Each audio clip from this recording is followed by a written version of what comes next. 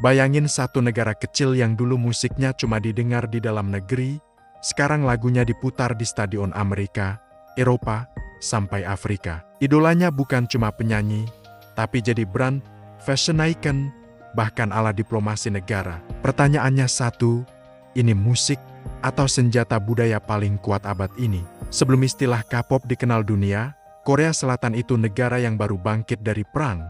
Industri hiburan belum terpikirkan, yang ada cuma usaha bertahan hidup. Musik yang populer waktu itu adalah trad, lagu-lagu lama dengan nuansa sedih, tentang kehilangan, perjuangan, dan cinta yang gak kesampaian. Musik ini didengar orang tua, diputar di radio kecil, di warung, di rumah sederhana. Trad adalah suara hati Korea di masa-masa sulit, cerminan dari sebuah bangsa yang sedang menyembuhkan lukanya. Masuk era 70-an dan 80-an, Korea mulai terpapar budaya barat lewat tentara Amerika. Musik rock, pop, dan hip-hop mulai masuk diam-diam. Anak-anak muda mulai mendengar melodi yang berbeda, ritme yang lebih menghentak, dan lirik yang lebih bebas. Tapi musik ini masih dianggap asing, bahkan sempat dibatasi oleh pemerintah yang khawatir akan pengaruh buruk dari luar. Di panggung-panggung kecil dan klub malam tersembunyi, bibit-bibit musik baru mulai tumbuh, tapi belum berani muncul ke permukaan. Di titik ini, coba bayangin, kalau nggak ada pengaruh barat, menurut kamu K-pop bakal lahir nggak? Tahun 1992, sebuah penampilan di TV nasional bikin orang tua geleng-geleng kepala. Tapi anak muda langsung jatuh cinta. Seo Taiji dan Boys tampil dengan rap, hip-hop, pakaian oversized, dan attitude yang beda total dari musik Korea sebelumnya.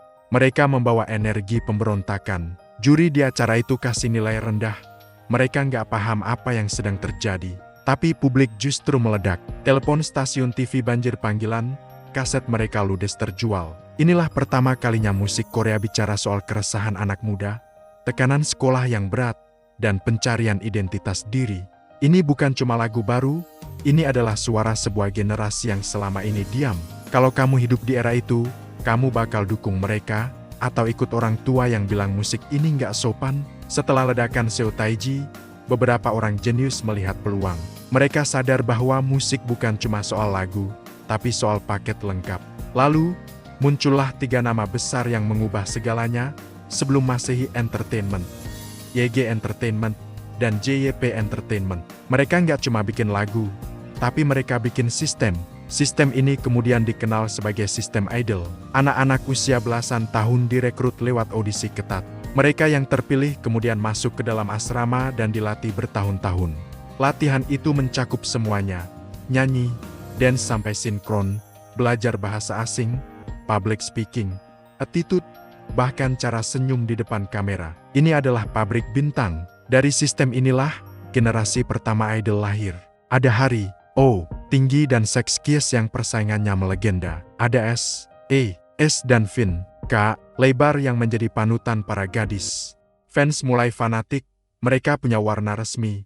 Mereka menciptakan liget stitch untuk menyemangati idola mereka di panggung, dan mereka meneriakan fan chant yang terkoordinasi.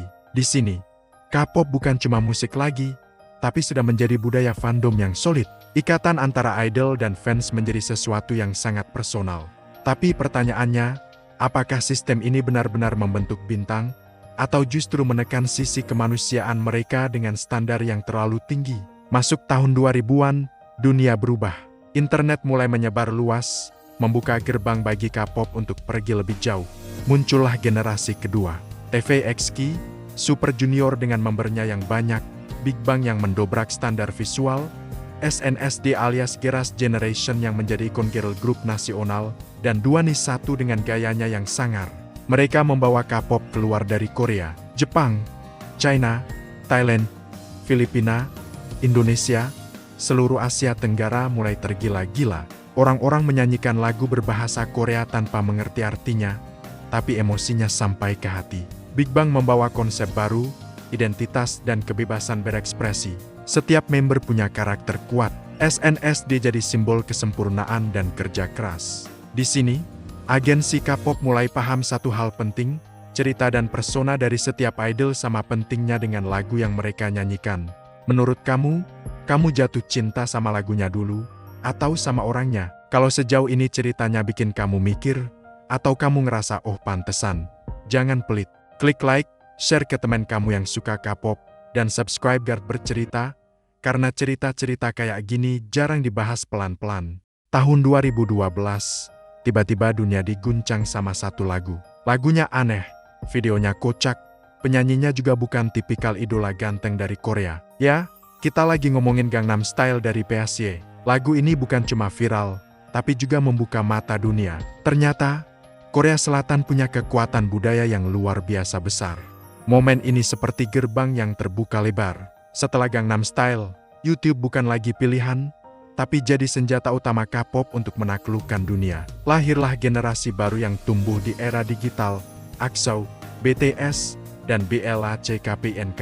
Mereka nggak perlu lagi nunggu diundang stasiun TV Amerika, mereka bisa langsung menyapa fans global lewat layar ponsel. Nah, di sini strateginya mulai beda-beda. Kalau kita lihat BTS, mereka nggak cuma jual musik dan tarian, mereka jual cerita. Cerita tentang kesehatan mental, tentang mimpi, tentang tekanan hidup sebagai anak muda. Lewat lirik lagu mereka, lewat konten-konten di balik layar, mereka membangun koneksi yang sangat personal dengan para ARMY. Mereka nunjukin luka, kegagalan, dan proses pendewasaan mereka. Ini yang bikin mereka lebih dari sekadar boyband, tapi jadi teman seperjuangan bagi banyak orang. Di sisi lain, ada BLACKPNK. Strategi mereka beda lagi. Mereka menjual citra yang lebih global, mewah, dan penuh percaya diri. Kolaborasi dengan merek-merek fashion ternama, musik yang ramah di telinga pendengar internasional, dan aura bintang yang kuat bikin mereka jadi ikon global. Mereka nggak perlu cerita sedih untuk terkoneksi. Mereka cukup menunjukkan kekuatan dan kebebasan sebagai wanita modern. K-pop sekarang bukan lagi produk Asia yang diekspor ke Barat, tapi sudah menjadi produk yang sejak awal dirancang untuk pasar global, atau kita sebut global native. Sekarang aku mau nanya sama kamu. Coba bayangin, kalau BTS dari awal nggak pernah jujur soal luka dan kegelisahan mereka. Kalau mereka cuma tampil sebagai idola yang sempurna tanpa celah, kira-kira mereka bakal bisa sebesar sekarang nggak ya? Tentu saja, di balik semua gemerlap panggung dan sorotan kamera, ada sisi gelap yang jarang kita bicarakan. Untuk setiap idola yang berhasil debut dan bersinar, ada ratusan bahkan ribuan trainee yang mimpinya harus terkubur. Mereka menghabiskan masa remaja mereka untuk berlatih, tapi akhirnya gagal. Belum lagi kita bicara soal kontrak yang seringkali sangat panjang dan mengikat, tekanan mental yang luar biasa berat untuk selalu tampil sempurna, dan skandal-skandal yang kadang membuat kita bertanya-tanya, apa yang sebenarnya terjadi di belakang panggung. Beberapa idola berhasil melewati badai, bangkit lebih kuat, tapi ada juga yang akhirnya jatuh dan hilang dari sorotan. Kita seringkali memuja K-pop sebagai sebuah fenomena yang indah, tapi kita jarang mau mengkritisinya secara mendalam. Kita terlalu terpesona sama cahayanya sampai lupa ada bayangan gelap di baliknya. Jadi, sekarang aku mau balik tanya ke kamu. Menurut kamu, industri K-pop ini pada akhirnya lebih banyak menyelamatkan mimpi atau justru menghancurkannya? Lalu, kemana arah K-pop selanjutnya? Sekarang kita sudah memasuki era baru. Ada idola virtual berbasis AI yang nggak pernah tua dan nggak pernah kena skandal.